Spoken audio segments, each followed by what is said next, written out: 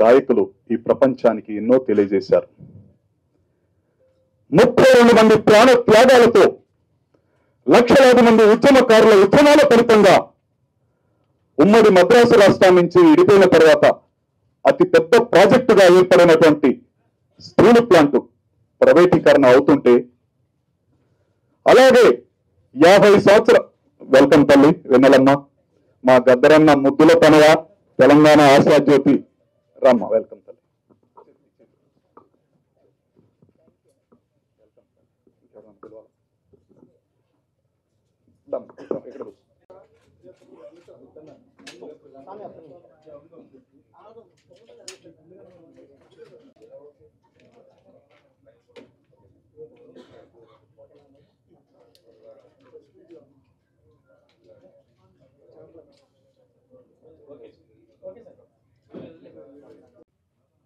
George Reddy లాంటి వ్యక్తులు కూడా ఉద్యమానికి మద్దతుగా ఆ రోజు పోరాడారు.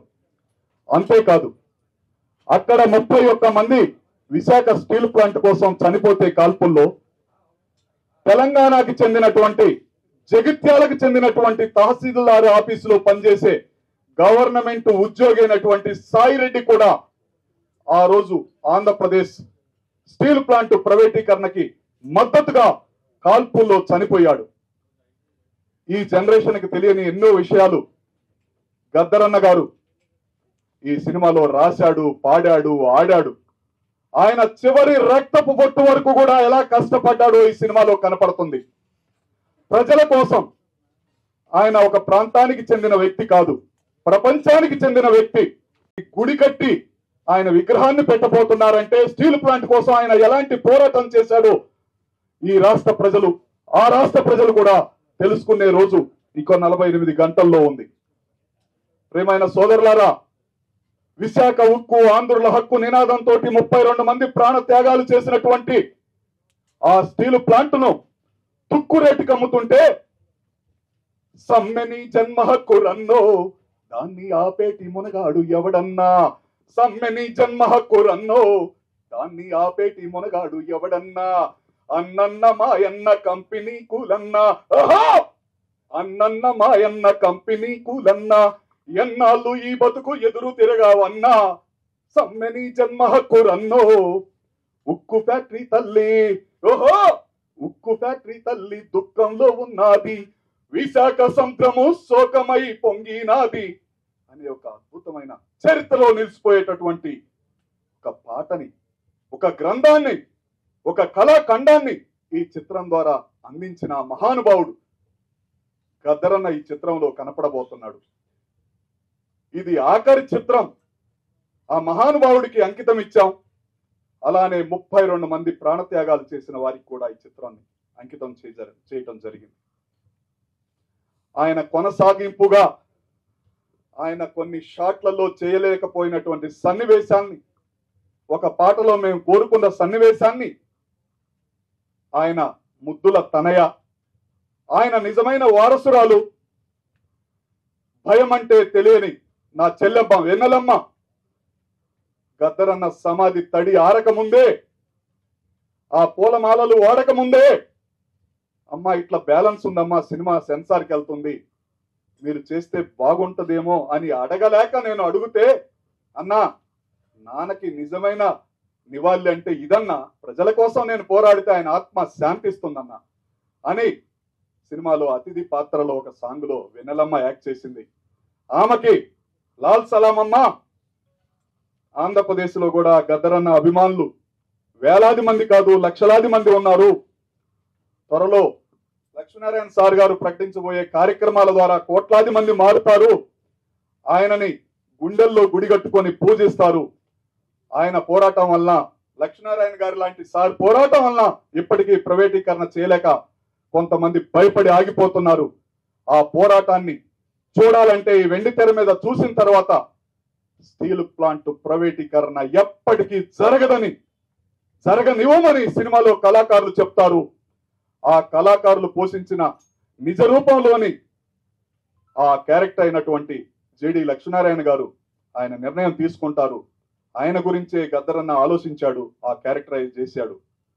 మిత్రులారా, సోదరులారా, ప్రపంచవ్యాప్తంగా వస్తున్నటువంటి ఈ సినిమాని ఆదరించి 29వ తేదీన ప్రజలందరూ స్టీల్ ప్లాంట్ కు మద్దతు ఇవ్వాలి. 32 మంది ప్రాణత్యాగాలతో ఏర్పడ్డది.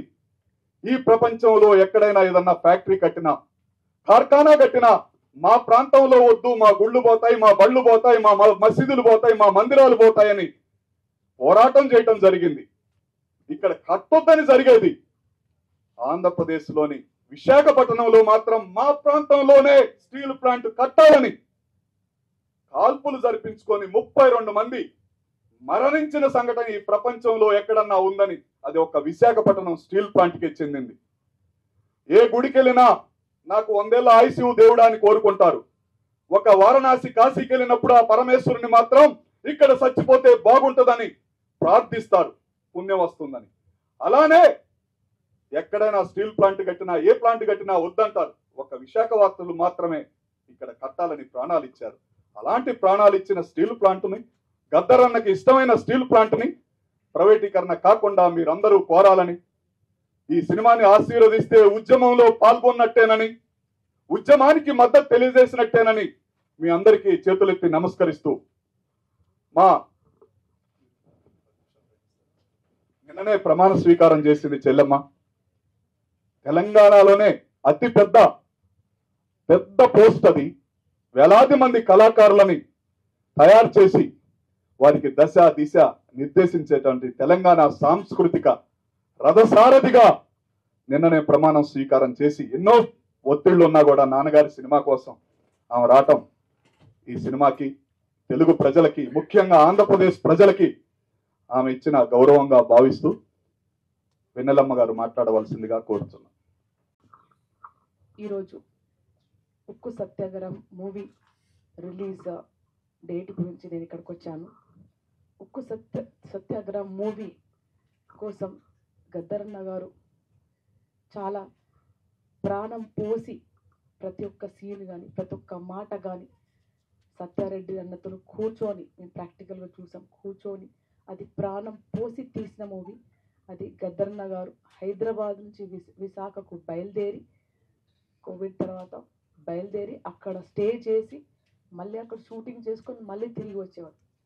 అట్లా ఒక 3-4 మంత్స్ కంటిన్యూగా ఈ మూవీస్ కోసం తన సమయాన్ని, తన మనసుని, తన ఆత్మని కేటాయించారు. ఎందుకోసం అంటే స్టీల్ ప్లాంట్ ప్రైవేటీకరణ ఆపాలనే ఒక ఉద్యమాన్ని మొదలు పెట్టాలని. ఈ ప్రైవేటీకరణ చేస్తే అక్కడున్న ప్రజలకు చాలా నష్టం అవుతుందని, ఇలా అన్ని సంస్థలు ప్రైవేటీకరణ చేసుకుంటే రానున్న తరానికి, రానున్న పేద ప్రజలకు నష్టం కలుగుతుంది అనే ఒక ఉద్దేశంతో ఎవరైతే ఈ స్టీల్ ప్లాంట్ కోసం యుద్ధం చేసి కొట్లాడి తమ జీవితాలను అర్పించారో, తమ రక్తం చిందించి ఒక స్టీల్ ప్లాంట్ని పెట్టారో, వాళ్ళ త్యాగాలను గుర్తు చేసుకుంటూ ఆ స్టీల్ ప్లాంట్ ప్రైవేటీకరణ ఆపాలని ఈ మూవీ రావడం చాలా ఆనందంగా ఉంది. అందుకే ప్రియమైన ప్రజలారా, అన్నలారా, అక్కలారా, ఈ మూవీని చూసి ఈ మూవీలో ఇస్తున్న ఆ ఆశయాన్ని తీసి మనం స్టీల్ ప్లాంట్ ప్రైవేటీకరణకు వ్యతిరేకిస్తూ పోరాటం చేయాలని మీ అందరినీ కోరుతున్నాను. అట్లాగే ఉక్కు సత్యాగ్రహంలో గద్దరన్న గారు చివరి మూవీ అది, చాలా అద్భుతంగా యాక్టింగ్ చేస్తారు. ఆ మూవీ చూస్తే తెలుస్తుంది, అన్నతో చాలా ప్రాక్టికల్గా ఉన్నారు. ఆ మూవీ చూస్తే ఆ మూవీలో తను చెప్పేస్తున్నాడు, ఇంకా నేను వెళ్ళిపోతున్నాను, ఈ బాధ్యత మీకు అప్పచెప్తున్నాను, చాలా ప్రాక్టికల్గా అనిపిస్తుంది. అదేదో యాక్టింగ్ చేసినట్టు లేదు, ఆ మూవీ జీవించినట్టుంది. కన్నీళ్ళు రాను వాళ్ళు కూడా కన్నీళ్ళు పెట్టించే విధంగా ఉంది. ఇలాంటి మూవీస్ని ప్రజలంతా మన జీవితాల్లో జరుగుతున్న, ప్రాక్టికల్గా జరుగుతున్న నిజాలని నిర్భయంగా ప్రజల ముందుకు పెట్టే మూవీస్ని ఆదరించి, పెద్దలే కాకుండా పిల్లలను కూడా ఆ మూవీస్ తీసుకుపోయి చూపించి, ఎందుకంటే మన బతుకులు, పేద సాదా బతుకులు ఇలా బతుకుతున్నామంటే దానికి కారణాలు, దానికి ఉద్యమాలు ఎన్నో ఉన్నాయి. సో ఈ మూవీని మీరు తప్పక చూసి ఆదరించాల్సిందిగా కోరుతున్నాం. అదేవిధంగా ఈరోజు కాన్స్టిట్యూషనల్ అడాప్షన్ డే. ఈ కాన్స్టిట్యూషనల్ అడాప్షన్ డే భారత రాజ్యాంగం అడాప్షన్ డే కాబట్టి మీ అందరికీ శుభాకాంక్షలు. భారత రాజ్యాంగం ముప్పులో ఉంది. భారత రాజ్యాంగాన్ని రక్షించే బాధ్యత మన అందరిది ఉంది. భారత రాజ్యాంగాన్ని రక్షిస్తేనే రానున్న తరానికి ఒక మనాబలి, ఒక సమాజం ఈ విధంగా ఉంటుంది. సో భారత రాజ్యాంగాన్ని మనం కాపాడుకోవాలని మీ అందరినీ కోరుతున్నాం. ఈ అవకాశం ఇచ్చిన పెద్దలందరికీ ధన్యవాదాలు. Sir, I very happy. నేను మీ స్పీచెస్ చూసుకుంటూ పెరిగాను. అంటే మేము ఏకలవ్య శిశురాలు అనమాట. Thank you so much. I'm very happy and privilege that I'm standing front of you and talking. You all are spirit. మీలాంటి వాళ్ళని చూసుకుంటూ పెరిగాం. సో మేము ఈరోజు నిలబడి మాట్లాడుతున్నామంటే సార్ మీలాంటి వాళ్ళనే sir. Thank you so much. Kindly excuse me. Actually నిన్న బాధ్యతలు తీసుకున్నాక ఇది మన స్కెడ్యూల్ డే అన్నకు ఇచ్చిన సమయమే. నేను తర్వాత ఇంకొక ఇనాగరల్కి వెళ్ళేది. థ్యాంక్ యూ సో మచ్ అన్నయ్య. థ్యాంక్ యూ అందరికి. థ్యాంక్ యూ సో మచ్ చెల్లి.